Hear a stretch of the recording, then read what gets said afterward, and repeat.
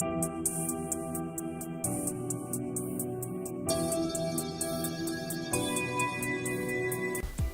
are officially on camera.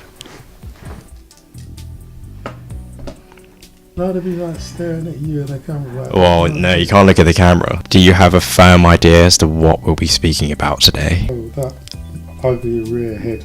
Yes, yes, the ugly redhead. Yeah, so obviously you've probably seen the recent incidents of racism in football. Obviously, you've been a coach in football for quite a few years now. You got a lot of experience in that field.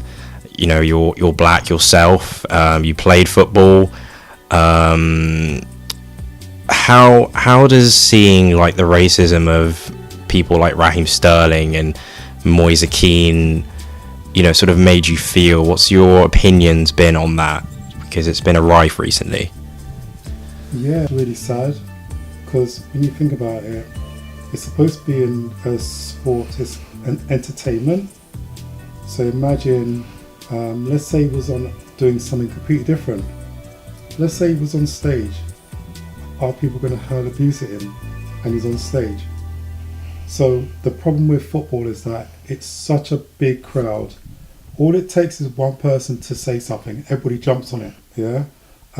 It's all very well, you know, they support the team, but at the end of the day, he's playing for the team as well.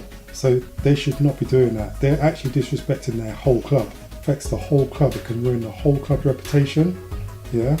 No one will want to play for that club. I can see black players actually refusing to play football.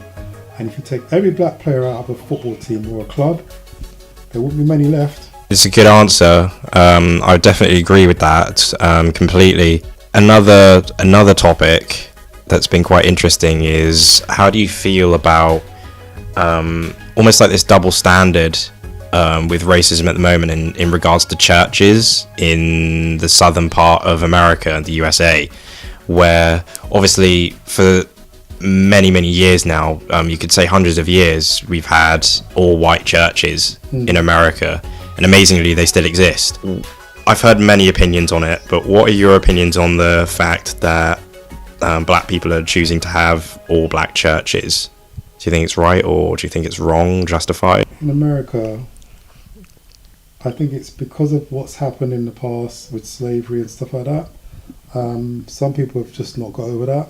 Not every person is going to want a black person in their church, right? And I think that's the reason why they're doing it. This is where religion becomes really warped, yeah? Because now you're overstepping the line. You're supposed to be there for one reason only, yeah? And that should be a common ground for everybody. So if you're going to be looking at it in that way, then there's no way you should be in a church. And that's my opinion.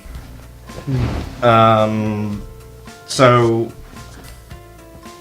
obviously in this bit we're going to sort of talk about, you know, the differences in your experiences growing up as a teenager as far as racism goes. Obviously you grew up in London. I didn't grow up in London, but I was born there. I grew up in the Caribbean, so I didn't really experience the racism that much. It's only until I've sort of come back over and sort of come to Devon. So I'll let you start in terms of what sort of racism you experienced, like directly. It was, to be fair, it's really odd because when it first started, obviously we were growing up in an estate. We were young then, so I wasn't even 10 then. So you're not going to experience it. You're just playing out on the street. When we moved now into these flats, where it's all, you know, it's just a big neighborhood. You're now more exposed. You'll be walking, say you're with your mates, you're going for a walk.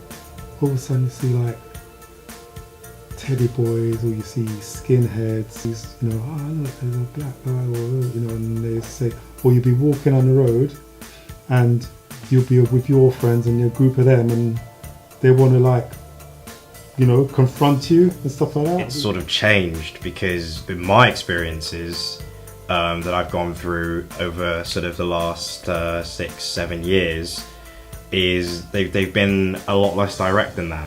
But in terms of my experiences, they've been sort of more. It's been more to do with body language. Mm-hmm.